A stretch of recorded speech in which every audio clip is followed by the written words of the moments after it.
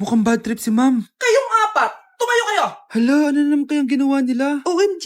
Natatandaan nyo ba tong group chat nyo? Paano nalaman ni ma'am yung GC namin? Patay kami nito. Ang gagaling nyo! Mag-umpisa tayo kay Scarlett. Ako po, ma'am. Palagi na nagpapareport si ma'am. Ano, tamad na siya magturo? Sayang tuition natin, be. Isa ka pa, Christian! Ma'am, kita niyo ba, bago reban si ma'am, balita ko kumukuha siya sa class funds natin, Ginawa niya tayong business. Samantha! Yes po. Ayoko talaga dyan kay ma'am. Mas gusto ko pa yung dati nating teacher. Buti pa yun, hindi nang babagsak. Tapos magaling pa magturo. Kyle! Akala ko matino ka! Guys, huwag niyo naman ginaganyan si ma'am. Mabait naman siya eh. Sa principal nga lang. Akala nyo di ko alam mga pinagsasabi nyo sa akin? Lahat po ng sinabi namin sa GC. Totoo po yan, ma'am. Diba sabi nga nila, ma'am, truth hurts? Truth hurts pala, ha? Sige, papakita ko to sa principal sa office. Sige ma'am, sabihin mo sa principal. At sasabihin din namin yung mga baho mo. Ha? Anong ibig mo sabihin? Di ba may GC din kayo, ma'am? Sinisiraan niyo pa nga yung mga estudyante. Paano mo nalaman yon? Isang pindot ko lang dito at masasend na to sa principal. Huwag mong gagawin yan. Huwag mong pipindutin. Humanda ka sa akin, ma'am. Wag! Wag! Yes! Ang taas ng score ko! Anong score mo, Scarlett? 19 yung score ko. Ay, hindi perfect. Buti pa ako, naka-20. Bawi ka na lang next time, ha? Scarlett, nagawa mo ba yung assignment natin? May assignment tayo? Hala, di ko nagawa. Huwag mo nang sasabihin kay ma'am, Sige, di ko sasabihin. Ma'am, may assignment po pala tayo. Ay, oo nga pala, may assignment tayo, class. Ang hindi gumawa ng assignment, bagsak sa akin, ha? Bida-bida talaga tong si Samantha. Okay, class, sinong iboboto niyong president? I nominate Scarlett, ma'am. Ako? Di ako papayag. Dapat ako yung maging president. Go, Scarlett, kaya mo yan. I nominate myself because I believe na mas responsible ako. I believe na hindi ako nangungupit ng class funds. Iboto niyo ako dahil matataas ang mga scores ko. Iboto niyo ako dahil hindi ako nangungopya para lang tumaas ang score. Ako ba pinaparinggan mo? Mukhang may natamaan ata. Congrats, Scarlett. Deserve mo maging president. Gagawin ko yung best ko. Good morning, class. Hindi na papasok si Samantha. Ha? Ano nangyari? Ang balita ko, nag-drop na siya dahil sa sobrang pressure sa nanay niya. Palagi siya pinapagalitan kapag hindi perfect yung score niya. Nagalit din yung nanay niya nung hindi siya nanalo ng president. Kaya, na-depress talaga siya. Kawawa naman pala siya. Nay, alis lang ako, Sige anak. Iniwan niya phone niya. Ano kayang pinag-uusapan nila dito? Mga walang iya kayo. Humanda kayo sa akin. A few moments later. Bakit niyo po kami pinatawag, Nay? Kung hindi ko makikita yung phone ni Kyle, hindi ko malalaman pinagsasabi niya sa akin. Lagot tayo, ate. Kung san-san mo kasi nilalagay phone mo, Kyle? Nakalimutan ko eh. Mag-umpisa tayo sa'yo, Kyle. Anay, puro na lang itlog at hotdog niluluto ni nanay. Mas masarap pa magluto yung kapitbahay natin. Sige, next time, ipagluluto kita ng sinigang na hotdog. O ikaw, Brianna. Alam niyo bang nagalit sa akin si nanay kasi dati with high honors ako, di ba? Tapos ngayon with honors na lang. Siya nga bagsak nung high school eh. Oo, bagsak ako. Pero top 1 ako ng kinder. Kevin? Wala akong sinasabi Sabi talaga si nanay, umaga pa lang galit na siya. Tapos utos pa siya ng utos. Bawal ba magpahinga sa bahay na to? Grabe. Wow, wala ka palang sinasabi At ikaw, Scarlett? Yes, nay. Mga be, alam niyo bang galit na galit sa akin si nanay dahil daw nag-boyfriend ako na maaga? Siya nga maaga nabuntis eh. Di naman ako naggalit sa kanya. May problema ka ba sa maagang nabuntis? Wala akong problema, nay. Idol nga kita eh. Ha? Anong idol? Buntis din ako. Okay, class. Last 5 minutes. Hirap naman nito. Be, ano sa gusto number 10? Huwag ka mong sa akin, Samantha. Mapapagalitan tayo kay ma'am. Tamot mo naman. Ayaw mo akong pakopyahin, Bilisan nyo, class. 1 minute na lang. Ma'am, nangongopya po si Scarlett sa akin, no? Apakasinungaling mo, Samantha. May nangongopya pala dito. Bagsak ka na sa akin, Scarlett.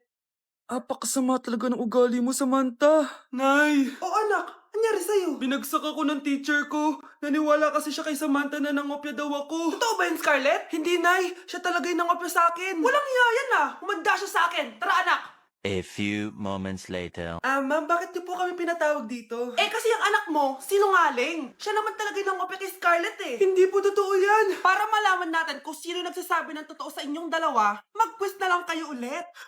Patay ako nito. Humanda ka ng mapahiya, Samantha. Okay, time's up. Pass your papers.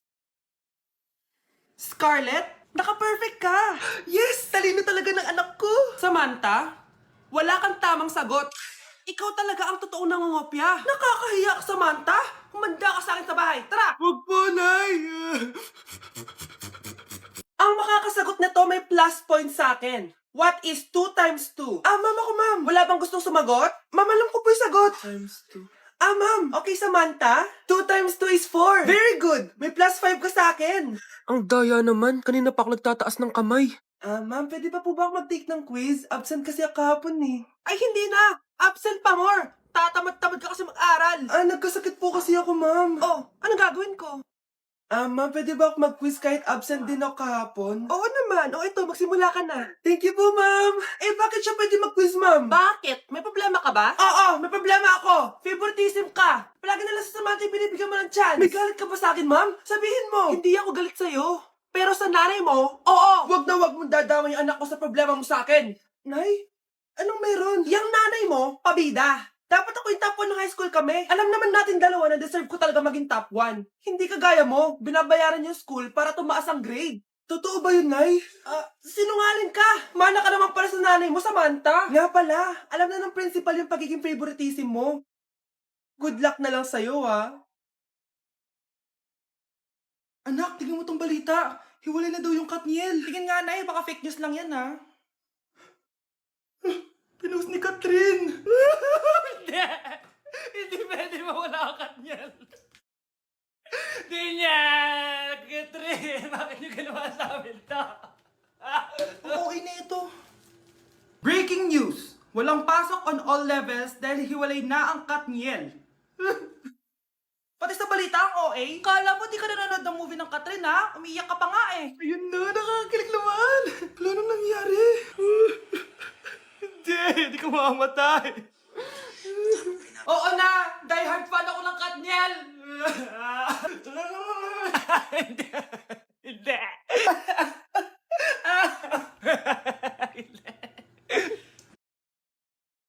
Anak, kumising ka na. Christmas party niyo na. Christmas party na namin, Nay. Sana maganda yung regalong matatanggap ko mamaya. Kumain ka na dyan, anak, ha?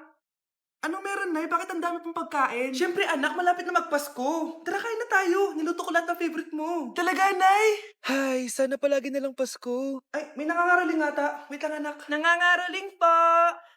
Ang seselage awetan na witang hando sa nga ng Pasko magmalapa joy joy.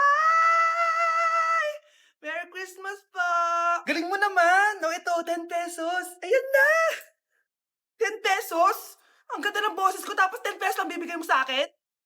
Alis na nga ako, kuripot mo. Wow, demanding pa. A few moments later. Okay, class, mag-exchange gift na tayo. Wow, ang bango neto. Thank you. OMG, bagong bag. Alam mo talaga yung gusto ko, ha? Thank you. Nasaan na yung exchange gift ko? Wala yung ka-exchange gift mo, be. Absent siya. Bawi ka na lang next year. Minsan na nga lang mag-Christmas. Absent pa siya. Okay lang yan, be. Huwag ka na umiyak. Paano na yung gift ko? Oo, anak. Ba't malungkot ka? Wala ako natanggap na regalo, Nay. Absent yung ka-exchange gift ko. O, eto. Para sa'yo, anak. Merry Christmas. Para sa akin to, Nay. Thank you. Akala ko wala na ako regalo ngayong Pasko. Siyempre naman, anak. Makakalimutan ba kita? Wow, ang sweet niyo naman, Mare. May fruit salad ba kayo? Pingi ko. Okay, class. Accepted sa exam ang may pinakamagandang spoken poetry. Ma'am, I volunteer. Wow, okay, Scarlett. Esophagus. Habang tayo'y kumakain sa pagkainan, hindi mawawala ang esophagus. Mananatili yan panghabang buhay. Dadaloy yan sa iyong sinapupunan. And I thank you. Magaling! Sinong gustong lumaban kay Scarlett? Ma'am, lalaban po ako. Okay, class. May lalaban pala kay Scarlett. Si Samantha. Pantog. Kapag tayo'y umiihi, syempre, kailangan hindi mo mapigilan ang iyong ihi, syempre, para iwas bato, para iwas sakit, syempre. May point siya. Kaya kung ayaw mo yun, umihi ka ng umihi, para yung pantog mo, hindi magkaaberya lang ganon. And I thank you. Okay, class, parehas silang magaling. Kaso, isa lang ang mananalo. Sana ako yung manalo para perfect na ako sa exam. Sigurado namang ako yung mananalo dyan. Galing ko kaya. Ang nanalo ay si... Ako po, ma'am. Lalaban ako. Sige, Michael. Putok. Nangangamoy putok na dito. Matuto rin kayong maligo. Hello po, ma'am. Ang ganda naman po ng bahay niyo. Sino yan, Nay? Hello po. Anak, ito nga pala si Bebang, bagong katulong natin dito. Siguraduhin mo lang na magaling ka, ha? Dahil ayoko sa lahat, yung tatanga-tanga. Opo, ma'am. Ayusin ko po yung trabaho ko. Sige na, mag-umpisa ka na maglinis. Sige po. Di ko talaga gusto yung bago namin katulong dito. Nakakainis yung mukha niya. Ano yun? Ano ba yan? Unang araw pa lang dito, may nabasag ka na agad? Sorry po, ma'am. Tatanga-tanga kasi maglinis? Di mo ba alam na 1,000 pesos ang isa niyan?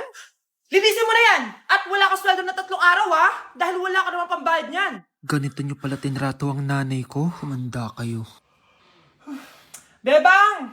Gawin mo nga ako ng kape. Ma'am. Ito na po yung kape nyo. Ano ba yan? Bakit malamig na to? Gusto mo tapon ko to sa mukha mo, ha? Sorry po, ma'am. Gawin mo ako ulit ng bago. Baka na pang magawa ko sa'yo. Sige po, gagawa na lang po ako ulit ng bago. Pakatanga. Ma'am, ito na po yung mainit nyo pong kape. Sa susunod, huwag kang tatanga-tanga kung ayaw mo mawalan ng trabaho. Bebang! Kuhaan mo nga ako ng tubig dito. Ito po, ma'am, yung tubig nyo. Di ka na nga. Yung makita pagmumukha mo. Sakit ng tiyan ko!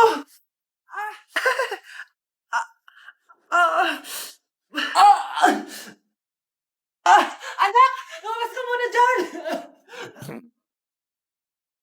Gusto mo nang mainit, ha? Tignan ko na lang kung hindi kumulo yung tiyan nyo dito.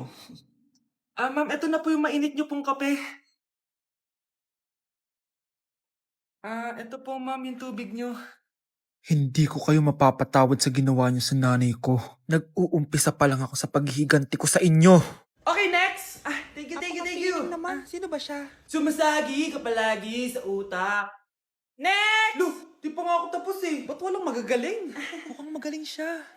Kifi! Ang Kifi ko! Anong title ng kinakanta mo, be? Kifi po yung title ng kanta. Ayan, kaka-tiktok nyo yan! Next! Sana naman maayos na yung kasunod. Zobagut. Habang tayo Excuse me lang ha. Mali ata kayo na sinalihan ng contest. Singing contest po to. akala ko po kasi X Factor. Bye-bye. Next! Ang pogi niya. Anita Max win! Ano daw? Anita Max win! Tama na to! Ayoko na! Wait lang po. Wow! Yay! Uy, mukhang magaling to kalma. Baby, kalma. Anak, kain ka na Darating yung mga kaibigan ko Wag na wag mo ako ipapahiya. Sige anak. Andyan na sila. Oo, tapos nagkita kami ng ex ko, di ba? Kayo pala yung mga kaibigan ni Scarlett. Gutom ba kayo? May pagkain dito Ang pangit pala ng mama ni Scarlett, no? Isa lang yung mata. Uy, grabe ka naman. Naya na ba? Di ba sabi ko sa'yo, wag mo ako ipapahiya? Kainis. Umalis ka nga dito. Huwag kita makita. Sorry anak. Tara na nga, labas na nga lang tayo. May panira dito Tara. Anak, sandali. Anak, Scarlett, graduation mo pala bukas? O tapos? Si nanay ba yung aakyat sa stage? Ay, hindi! Si tita na lang isasama ko. Papahiya mo lang ako Buti pa si tita, kompleto yung mata. O sige. Proud ako sa'yo anak ha. Kainis! Bakit kasi isa lang yung mata mo? Balang araw anak, malalaman mo rin kung bakit. Diyan ka na nga, marami pa akong gagawin. Ano bang ginagawa natin sa hospital, tita? Sumama ka na lang Scarlett. May kailangan ka malaman. Scarlett? Ikaw yung anak ni Susan, right? Oo, Doc. Ako nga si Scarlett. Ba't kilala mo ko? Oh yes, I remember. Ikaw yung batang na-aksidente dati, yung nabulag yung kaliwang mata. Buti na lang dinonate ng nanay mo yung kaliwang mata niya para sa'yo. Kaya pala isa lang yung mata ni nanay. Alam mo, sobrang mahal ka ng nanay mo. Huwag mo siyang papabayaan, ha?